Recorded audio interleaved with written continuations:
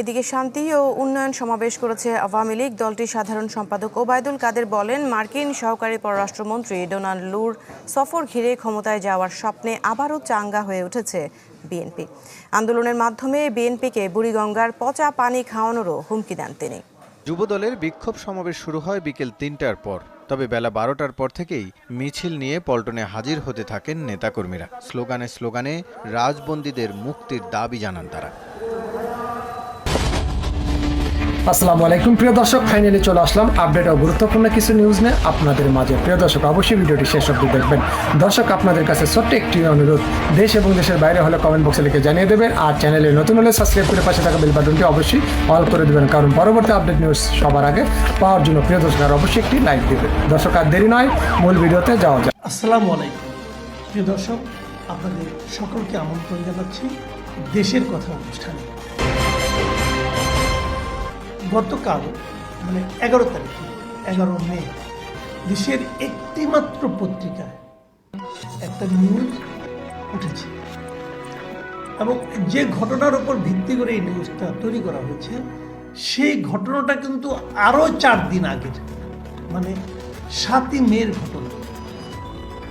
7ই মের ঘটনা 11 মে তারিখে এসেছে। এই 4 দিনে কোনো মিডিয়াতে আসেনি, এবং 11 তারিখেও মাত্র একটি মিডিয়াতে এসেছে, সেটা হলো দৈনিক মানব জমিনের অনলাইনে আমি এই নিউজটা পড়েছি। আমি এটা নিয়ে ছোট্ট একটু মন্তব্য করবো, মন্তব্যটা সবার শেষে করি।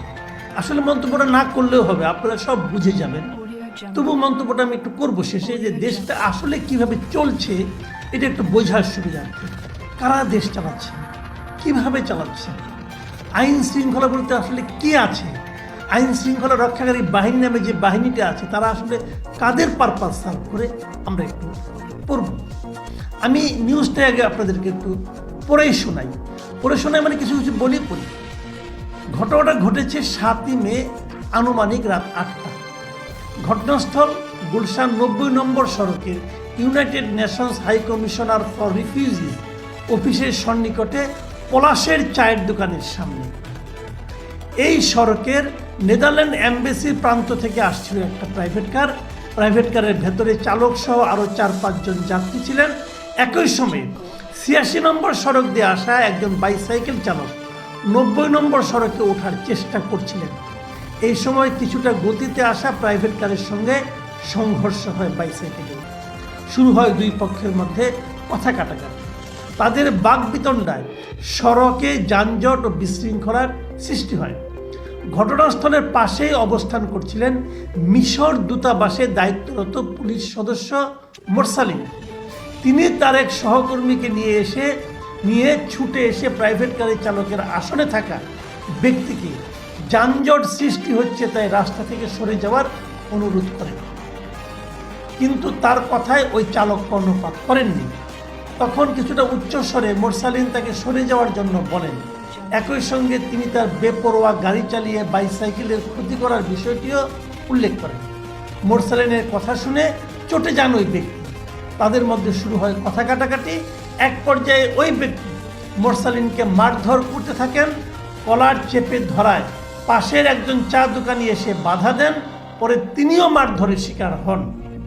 পরিস্থিতি উত্তপ্ত হওয়ায় মোরসালিন মারধর থেকে বাঁচার জন্য মিশর দূতাবাসের দিকে দৌড় দেন। এ সময় প্রাইভেট কারে থাকা উত্তেজিত ব্যক্তিও তার পেছন পেছন গিয়ে আবার মারতে থাকেন।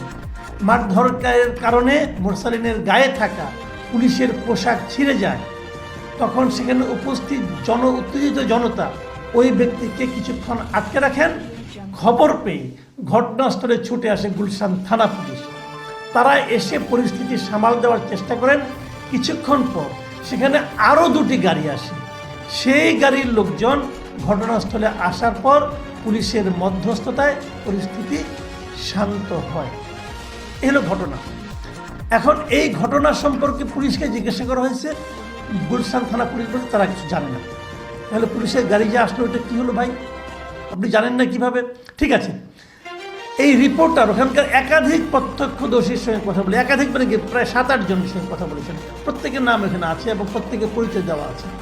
এবং রিপোর্টার লিখেছেন প্রত্যক্ষদর্শী ও একাধিক সূত্র থেকে নিশ্চিত হওয়া গেছে পুলিশকে মারধর করা ওই ব্যক্তি একজন ভিভিআইপির নাতি, ভিআইপি না কিন্তু ভিভিআইপি, ভেরি ভেরি ইম্পর্টেন্ট পার্সনের নাতি।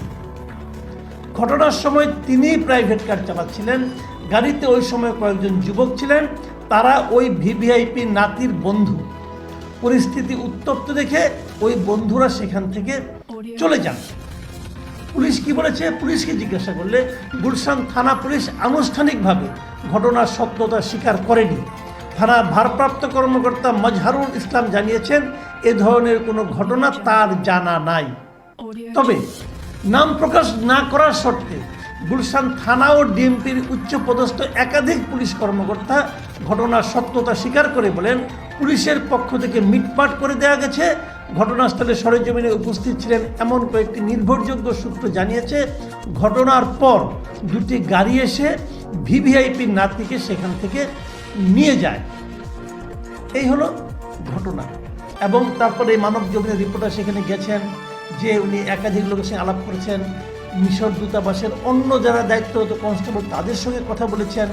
তারপরে সেখানে ওই সামনে নাভানার নির্মাণাধীন ভবনের রঙের তদারকিকারী একজন ছিল মিজান, তাকেও বলেছেন। তার চোখের সামনে সব ঘটেছে সেই সমস্ত ঘটনা বর্ণনা করেছেন। তারপরে সেখানে ইউনাইটেড হাসপাতাল তার পাশে, সেখানকার দুজন কর্মীর সঙ্গে আলাপ করেছেন, তারাও ঘটনার সত্যতা স্বীকার করেছেন।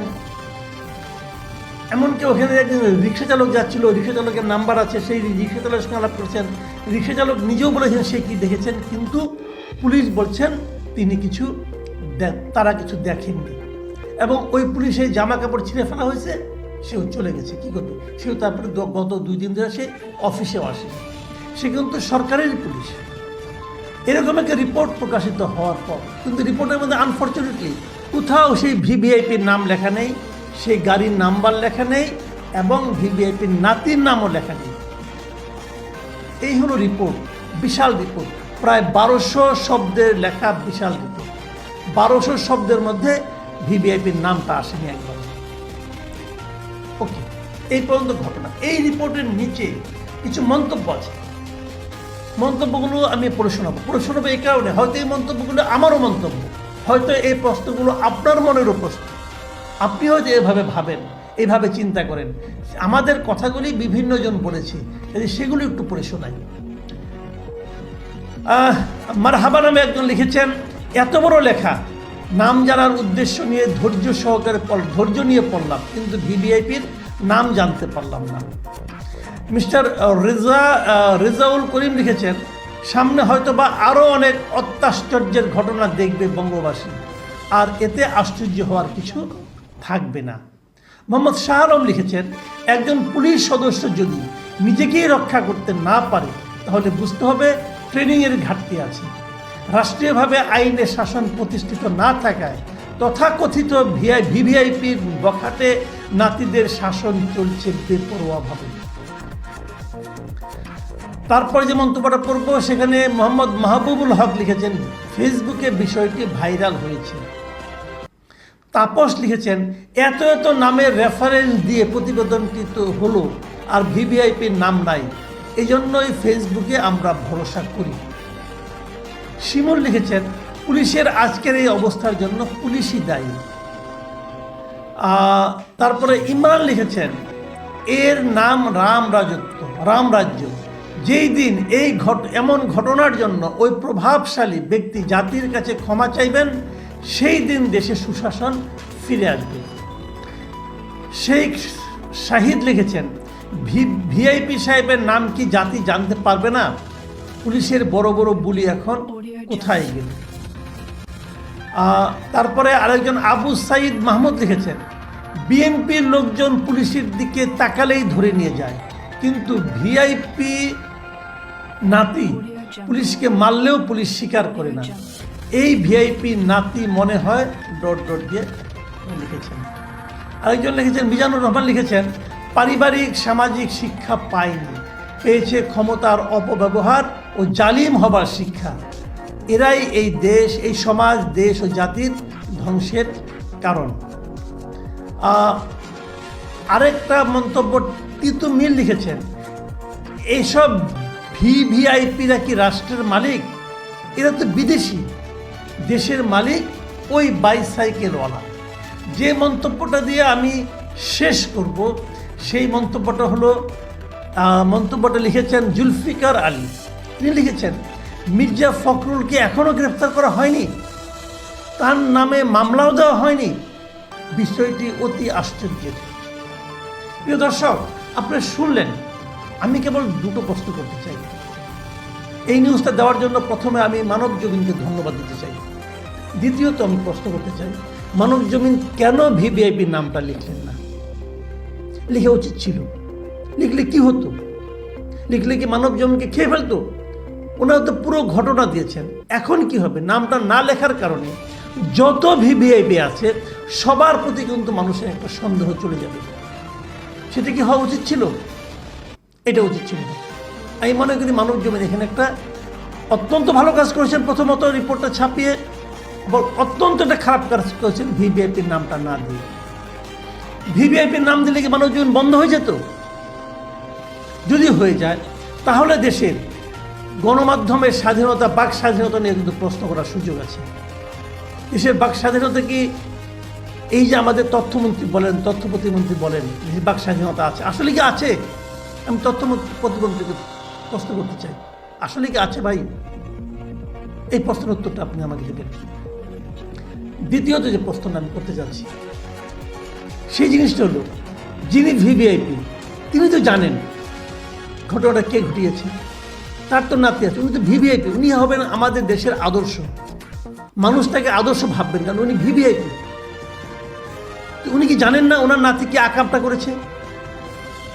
উনি যদি সত্যি আইনের শাসনের প্রতি শ্রদ্ধাশীল হন, ওনার তো উচিত নিজের নাম প্রকাশ করে তার নিজের নাতিকে পুলিশের কাছে সোপর্দ করা। উনি কেন করলেন না? তাহলে কি উনি ভিভিআইপি হওয়ার যোগ্য নন?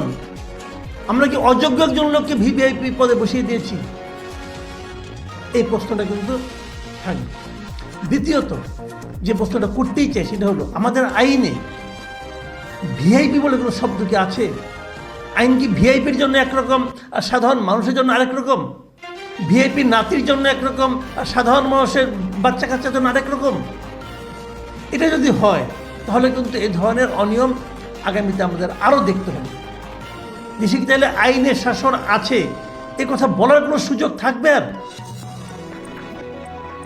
প্রিয় দর্শক, এসব প্রশ্ন আমরা করলাম। আমরা জানতে চাই এই ঘটনা শুরু হওয়া শেষ পর্যন্ত কি হয়। পুলিশ আর কতদিন বলে আমরা কিছু দেখিনি, আমরা কিছু বুঝিনি? তাহলে তো পুলিশ সাধারণ মানুষের কাছে হাসির পাত্র হয়ে যাবে, বলা যায় না ঘৃণার পাত্র হতে পারে। প্রিয় দর্শক, এখন এ পর্যন্ত। আল্লাহ হাফেজ।